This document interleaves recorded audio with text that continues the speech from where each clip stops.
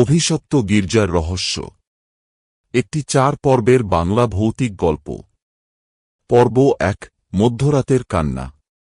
Saint মাইকেলের পুরনো গির্জাটি শহর থেকে বেশ দূরে, এক পাহাড়ের কোণে দাঁড়িয়ে থাকা এক রহস্যময় স্থাপনা। গির্জার পিছনে রয়েছে এক বিশাল পুরনো কবরস্থান, যেখানে শতাব্দীর পর শতাব্দী ধরে অগণিত মানুষ চিরনিদ্রায় শায়িত রয়েছে। ফাদার ড্যানিয়েল, গির্জার একমাত্র পুরোহিত, এখানে দীর্ঘ 10 বছর ধরে বসবাস করছেন। এক রাতে প্রার্থনা শেষ করে যখন তিনি তাঁর কক্ষে ফিরতে যাচ্ছিলেন, তখনই হঠাৎ কানের কাছে একটা চাপা কান্নার শব্দ শুনতে পেলেন।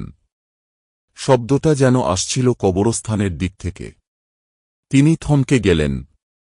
গভীর রাত, চারপাশ নিস্তব্ধ, তবে এই কান্না কার? পুরোহিত হিসেবে বহুবার তিনি শ্মশান এবং কবরস্থানের আশপাশে গিয়েছেন, কিন্তু এমন শব্দ আগে কখনো শোনেননি। কিছুক্ষণ দাঁড়িয়ে থাকার পর যখন তিনি আর্তনাদ শুনতে পেলেন, তখন আর দেরি না করে হাতে একটি লণ্ঠন নিয়ে পিছনের দরজা খুলে বেরিয়ে পড়লেন। কবরস্থানের দিকে তাকাতেই তার চোখ বিস্ফারিত হয়ে গেল।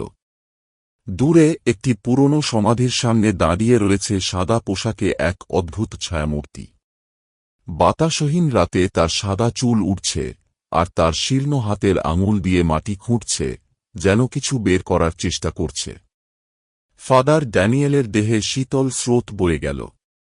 তিনি ঠোঁট কাঁপিয়ে জিজ্ঞেস করলেন, কে আছো সেখানে? কিন্তু উত্তর এল না। ছায়ামূর্তিটি হঠাৎ মাথা তুলে তাকাল। তার ফাঁকা চোখের গহ্বর থেকে কালো তরল ঝরছিল। মুহূর্তের মধ্যেই কবরস্থান জুড়ে বয়ে গেল এক শীতল বাতাস। ফাদার ড্যানিয়েল দ্রুত গির্জার ভেতরে দৌড়ে এলেন, দরজা বন্ধ করলেন, আর প্রার্থনা শুরু করলেন।